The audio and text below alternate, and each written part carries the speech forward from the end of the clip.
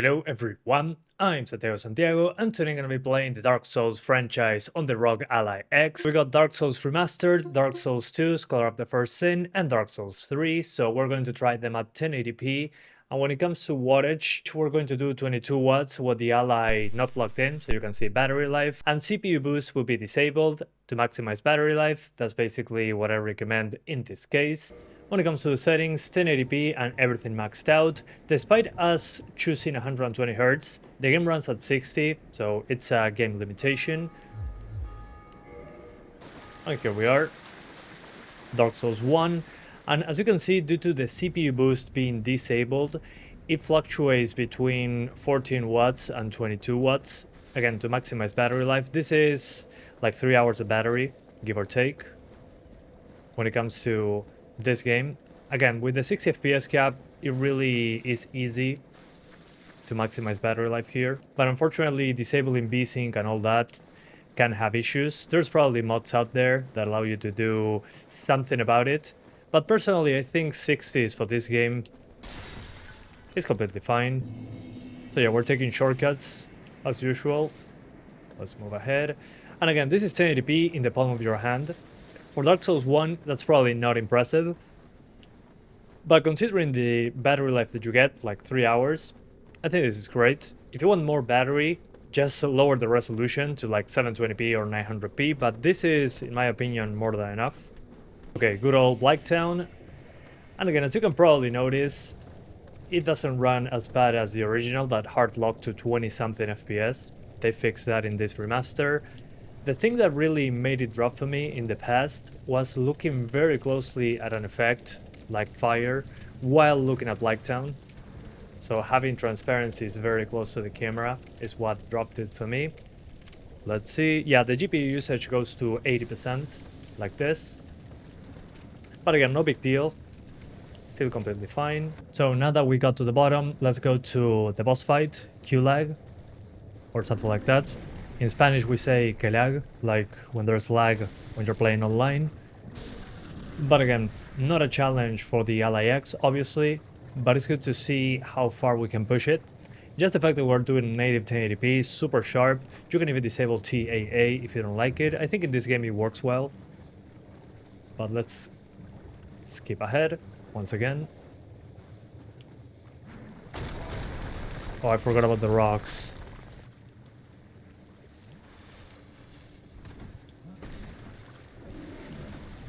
Oh god, I'm in trouble.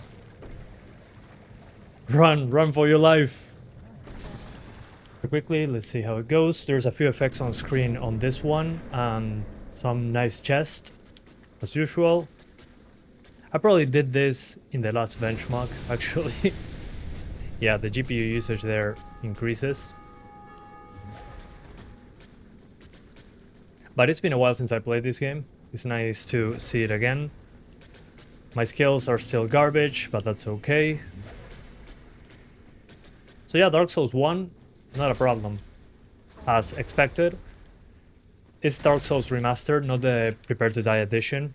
I don't recommend that one. The Prepare to Die edition is locked to 720. The first port of Dark Souls 1 was a nightmare on PC. So let's jump into the second game.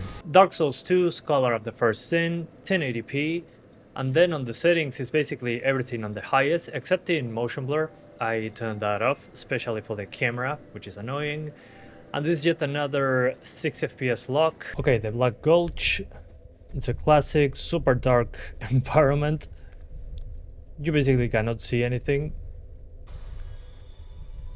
But it's a nice test because there's a good amount of effects being thrown at you. And it's dropping into the 50s. I'm not sure why this is happening, if it's related to the effect quality either. But I remember this part dropping hard when I played it on PlayStation 3, back when it came out, which was not Scholar of the First Sin.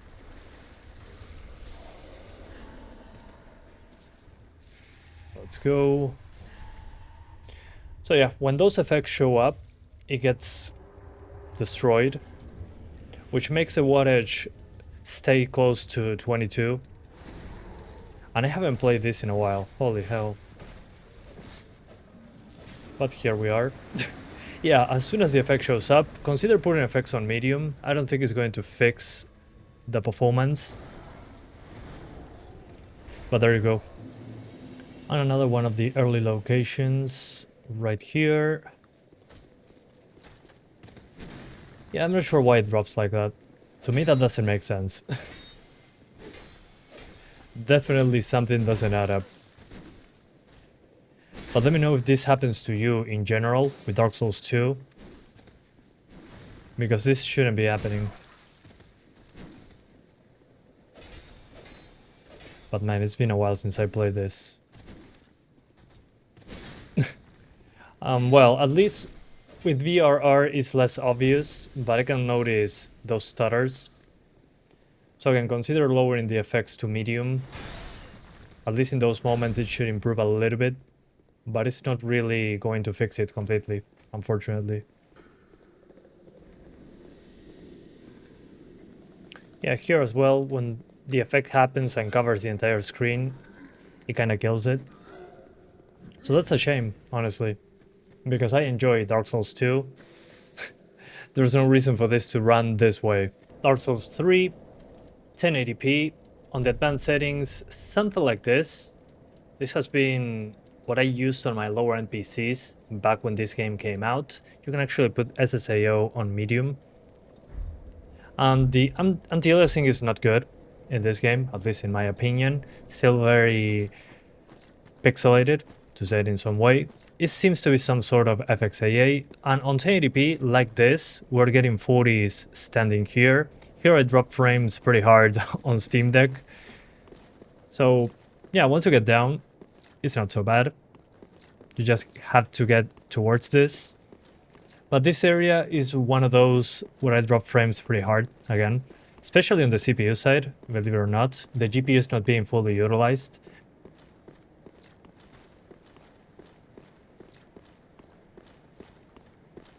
So yeah, looking at certain sections, it goes into the 50s. But again, this is 1080p at the end of the day. Okay, we got through. And it's not so bad. Of course, this is not the only area. I'm trying to kind of stress test over here. Oh, this is what I did my last benchmark because I died here. Yeah, I understand why. I've been here before. Oh man, it's been so long. Anyway,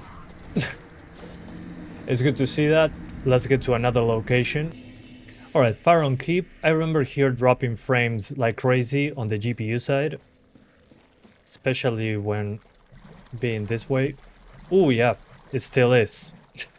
Now it drops into the 40s though. But that's not the worst. The worst is going to happen once we get attacked. But this looks pretty damn good. The Steam Deck cannot really handle it like this.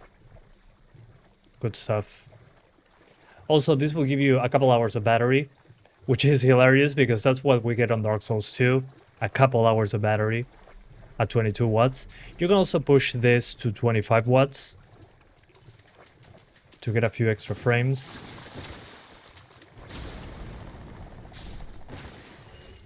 But again, it won't be a massive, massive difference. Also, you can use CPU boost if you want to. Because here, there's not really many instances where the wattage will drop. Because it's way more demanding than the other games. But I'm surprised how good this game still looks. I should also do a Sekiro video on the Ally X. I already did a lot of those on Steam Deck, so I think it's a good point of comparison. But being 1080p, really super sharp. Especially with the poor anti-aliasing. On the Steam Deck at 800p, it doesn't really shine as much. If I push it to 25 watts, it still drops into the 40s pretty easily. Let's see, 50, 49, 47. If I drop to 22 watts, yeah. It's not that much of a difference. So you get a little bit more battery life if you do it like this. Let's try a different resolution.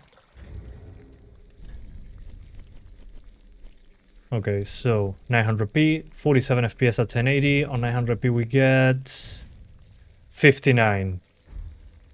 That's the 10 frame advantage, although it looks less, it looks more blurry, obviously. It's 900p versus 1080p, but that seems to be closing the gap. Or it doesn't. Let me very quickly go back to 1080 because we're hard lock at 30 FPS. Oof, but I cannot pause. Excuse me, sir. Pretend I'm not here. Yeah, that's so weird. It just hard locks to 30 in there. Doesn't make sense at all. Let's see, 1080p. It was hard locking to 30 when I got in here at 900p. Okay. Okay, at 1080p doesn't happen. That's pretty wild. Oh, hi there. Yeah, on 1080p it doesn't happen at all.